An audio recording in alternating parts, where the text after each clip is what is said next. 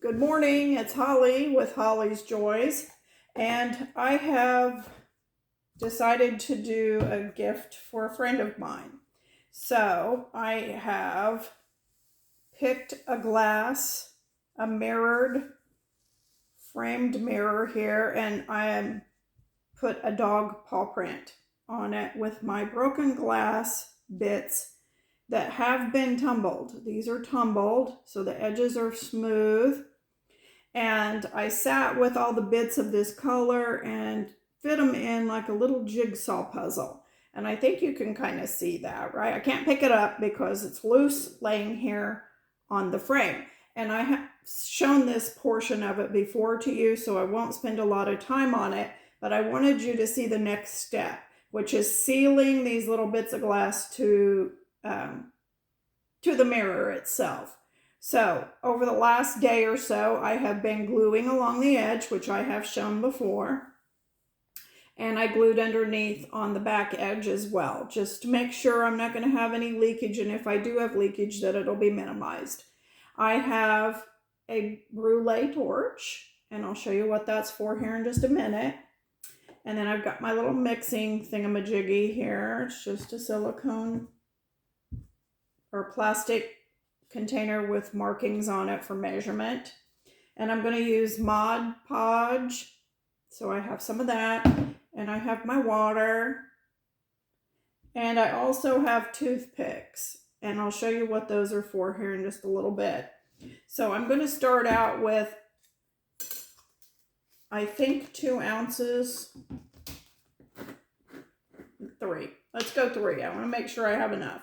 So I will pour 1.5 ounce Mod Podge into my little container that has the hash marks for measurement. And I will go 1.5. And you don't have to be super precise as far as the measurements. Just get in your ballpark. And then I'm going to put equal amounts of water.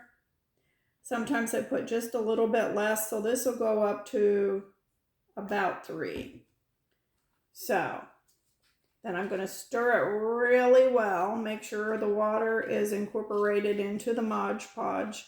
This just makes it flow easier. It will take it a lot longer to dry, but we're in no hurry. We still have another week, so I will definitely be finished by then.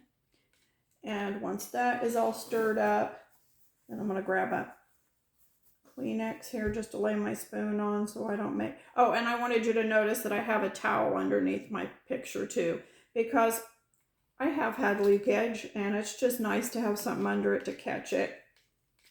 So if I do have leakage, then I don't have to be concerned about my table. Now this is mixed and I'm just going to gently, actually I think I'm going to spoon it over the glass just so that it doesn't shift it. And these can shift. They don't always shift, but they can shift. So as if I find that they're shifting, I will use my toothpick to just kind of scooch them back where I want them. And I'm going over the cracks really good so that this Mod Podge gets way down in those cracks between my glass pieces. And if you noticed, I did draw the footprint onto the glass with a marker. So as this dries, it goes clear. So you will still see that marker. So we have one more step after it's dry to finish all that off so that it looks finished and complete and beautiful. Or at least cute and fun. So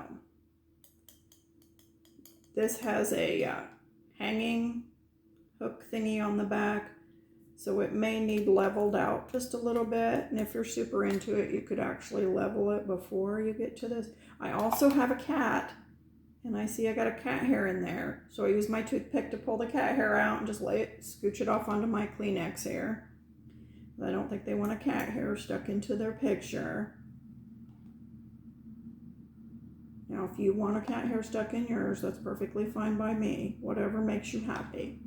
So I'm going to go ahead and use all of this just because I am almost done with it, and I might as well not just, let me set it to the side. Okay, now what is the Brule torch for? Let me go ahead and put this on here. As you look at this on the picture, you can see little bubbles forming. That's just from my mixing it, and that's going to happen every time. So I'm going to take my Brule torch, which I love this little thing, and turn it on, and don't touch it like hardcore on here or you'll burn things. Just lightly over the top and kind of quick. And it pops, I see another cat here. It pops the bubbles for you. Or you could sit with a toothpick and pop each one. It's just a lot quicker to use the torch. And that's about it. Nothing to it. And if you see any other foreign objects in there, then you just scooch them out. And I think I did scooch my little pieces just a little. So let's get them back in where they belong. They float as you put this stuff in. So what we're going to do next is just leave this to dry.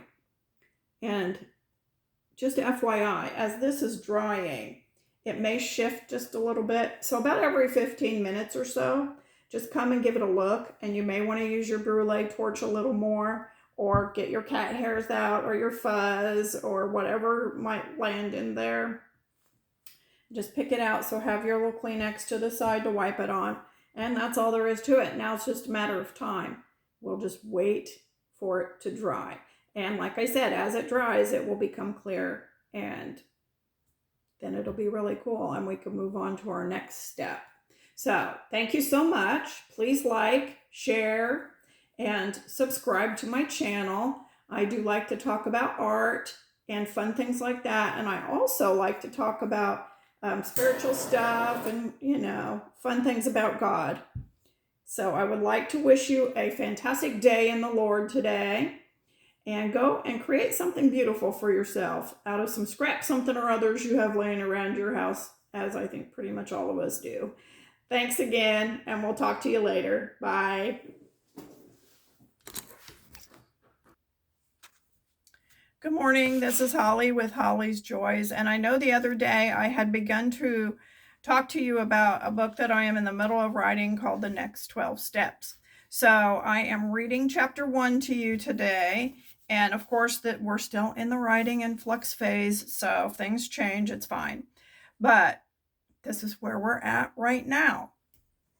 And I have already read the introduction, so if you have not seen that one, probably watch the introduction one for the next 12 steps, and then watch this one. This is chapter 1. Admit today. I admit my loved one has the dis-ease of addiction. Their dis-ease has caused chaos and a range of difficulties in my life. I admit I need help. Chapter 1. Admit. It may feel scary, foreign, or weak to say that you need help. It also may feel like you have asked for help and nothing actually happened. So I want to tell you my challenge point in this part of the process. It's like a new beginning. Admitting you need help is not necessarily help from outside yourself. The goal here is to equip you in knowing yourself well enough to be of help to yourself. Once you have said, maybe even out loud, that you need help, then finding help is in order.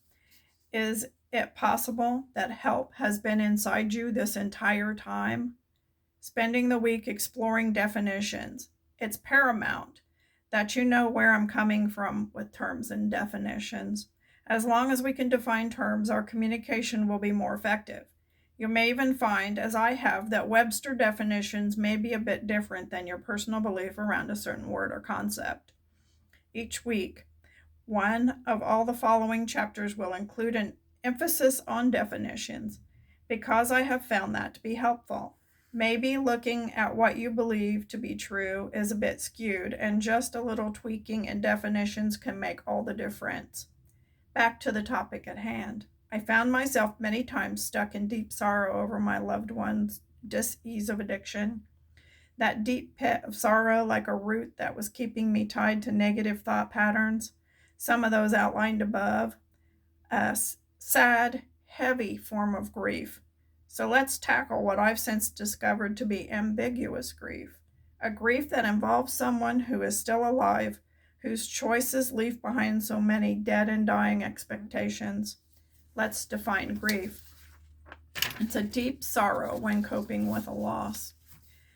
This also includes process that I would say is connected to the coping side of grief. So here are the steps.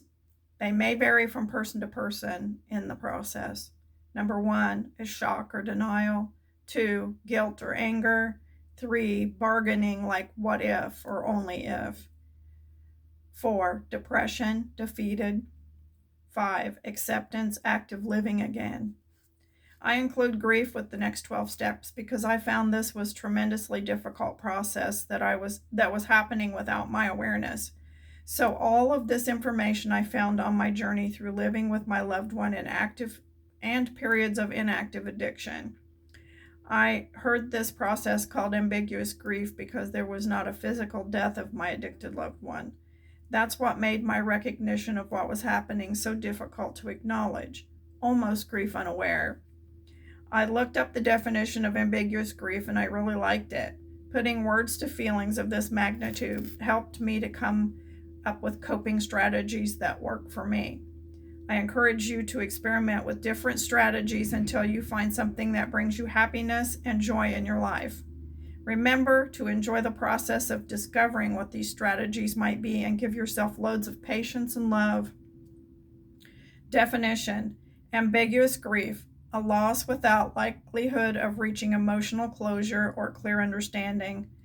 This complication delays actual grief or ongoing through the process of grieving listed above.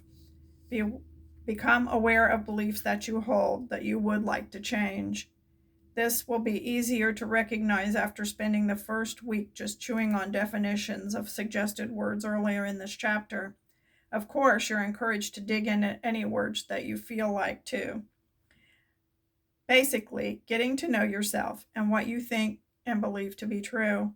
After spending time reflecting on what you believe and which beliefs you would like to change, and even actions you would like to incorporate, is a good time to start implementing in real life. So let's apply this to our own lives. Give yourself mental permission and space to begin to embrace step 2. The previous mentioned grief steps. That is the guilt and anger step. Personally, I had a ton of both for a really long time. I recommend shortening this process as much as possible just because in my personal experience, little good comes from it. I've heard it said you can't get sick enough to make someone else well. In other words, your loved one does not get better because you get worse. And the anger side of it just painful and destructive to your life and all those around it. It's not good to embrace these feelings for too long, but as a person who has lived this process, it's totally to your benefit and your world around you to work through this phase as quickly as possible.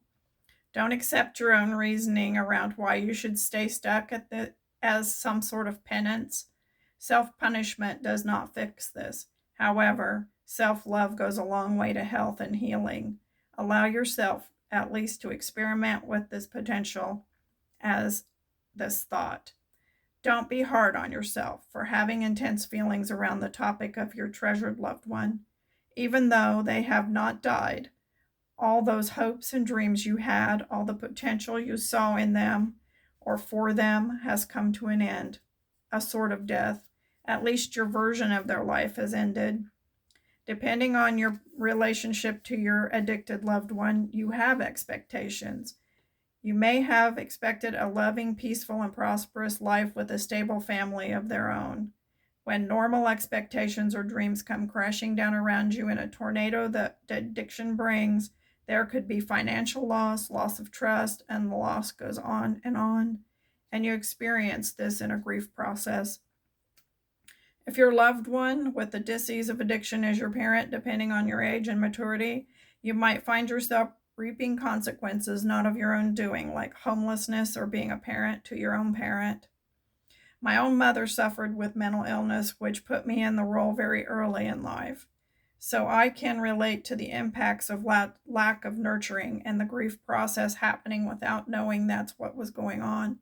I was stuck for years in a depression phase of grief without knowing that was what was happening, until I began to use these next 12 steps to actively self-reflect and take responsibility for my own life.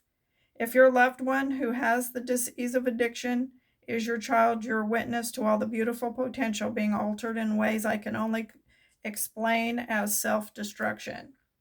You watch all those tender, precious dreams you saw in your mind's eye so clearly, like graduation, marriage, children, holidays, and all those tremendously normal, lovely life events come crashing down into a complete pile of undiscernible rubble. It's no wonder grief is a response to the disease of addiction. No matter your relationship to a loved one who has the addiction as your life's challenge. Look back at the steps related to the grief process and just see if you and I can give ourselves latitude on how to deal with life in the past. Moving forward, let's experiment with adopting the 12 good goals to self-support through challenges that the disease of addiction can bring. First month, admit, broken down by the week. Week 1, defining and recognizing beliefs. Spend time this week in getting to know what you think and really believe about definitions relating to this process of admitting that you need help. Enjoy discovering yourself and loving what you find, no matter what you think of the things that you do find. Nothing is right and nothing is wrong. They just are. Week 2, what beliefs do I no longer want to hold? During week 2, start to take active role in deciding what you want to believe versus the things you currently do believe. I found most of my beliefs were a byproduct of someone else, that I had not made active determination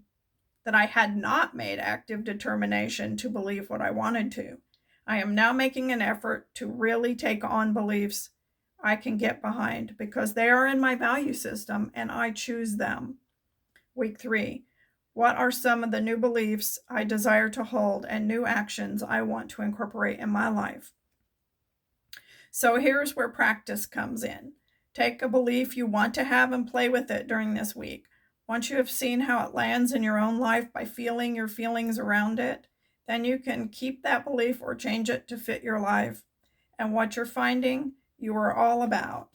Have fun. Don't be heavy-handed with yourself. Week 4 is a review and reflection week. Number 1, admitting you need help is opening a door for change. 2, help can come and does come from within you. 3, be gentle and loving with yourself amidst the process. 4, play with the changes to see what works for you. And I just want to remind everybody that I am not a mental health professional. I am not in the medical field in any way, shape, or form. Nothing I say is meant to usurp anything that a professional has told you or instructed you to do. This is just things that I have done in my personal life who have helped me find peace and harmony in my own heart and life while my precious loved one struggles with their disease of addiction. So I want to thank you all. Please like, follow, share, do all the things, and we'll see you next time for chapter 2. And, you never know. You might find just that little nugget that helps you have a happy day. And I do wish you a happy day today. Have a great one. Bye.